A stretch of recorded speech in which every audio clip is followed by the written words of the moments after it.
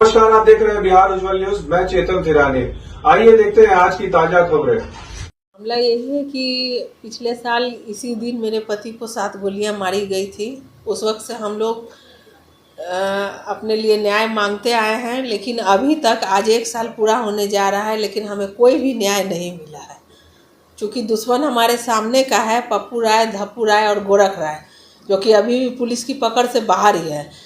और पुलिस को जब इनको पकड़ना रहता है तब वो सुस्त हो जाती है, और तब तक ये लोग अपना अवसर निकाल के स्टे ले लेते हैं।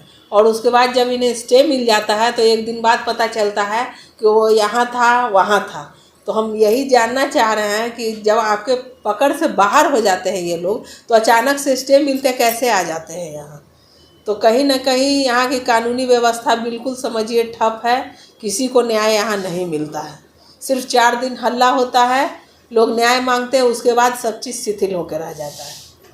इतनी बड़ी घटना के बाद भी मेरा बस इतना ही है कि मेरे पति जो थे वो यहाँ के बहुत ही लोकप्रिय मुखिया थे, और इन्होंने कभी भी मुखिया की तरह बिहेवियर किसी के साथ नहीं किया। हमेशा सबका बेटा, भाई, देवर बन के रहा।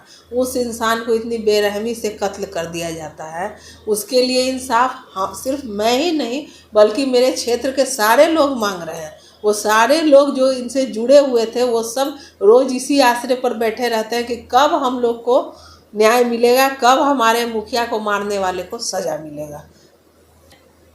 उनकी पत्नी हूँ और मैं बहुत बड़े दुख से गुजर रही हूँ। मुखिया होना अलग बात है, वो समझिए कि एक वार्ड के, एक क्षेत्र के या फिर इस क्षेत्र से बाहर भी लोगों के दिल पर राज करते थे।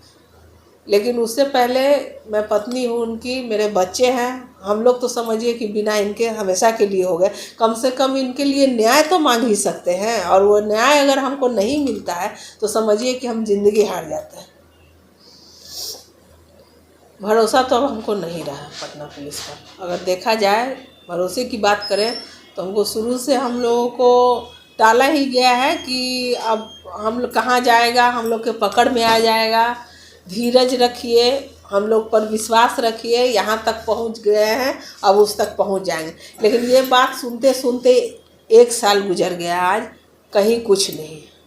तो एक तरीक़ा से देखा जाए तो अपराधियों का मनोबल भी बढ़ रहा है, पूरे तरीके से मनोबल भी बढ़ रहा है। अपराध का क्या, उन लोगों की तो मानसिकता ही हो जाएगी कि हम हर चीज़ से बच रहे हैं तो अपराध कर भी देंगे तो क्या है, कुछ नहीं, फिर छूट जाएंगे।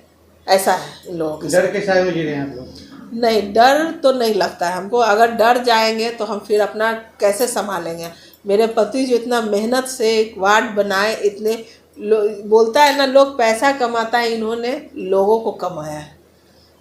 उस चीज़ को बिल्कुल नहीं छोड़ना चाहती हूँ मैं। वो जिस रास्ते पर मुझे खड़ा करके गए हैं, ये विरासत है मेरी, और अपनी विरासत मैं बिल्कुल नहीं छोड़ूंगी। डर नहीं लगता है, सब अपने परिवार के लिए डरता है। आज अगर मुखिया जी नहीं है हमारे बीच तो हम कहीं ना कहीं अपने आप को, ऐसे ही तमाम खबरों के लिए आप सभी बने रहिए हमारे साथ और देखते रहिए बिहार उज्जवल न्यूज। अब तक हमारे YouTube चैनल को सब्सक्राइब नहीं किया है तो जल्दी से सब्सक्राइब कर लीजिए। Facebook पेज को भी फॉलो कीजिए। वीडियो पसंद आए तो खूब लाइक कीजिए, शेयर कीजिए, कमेंट कीजिए। वीडियो देखने के लिए आप सभी का धन्यवाद।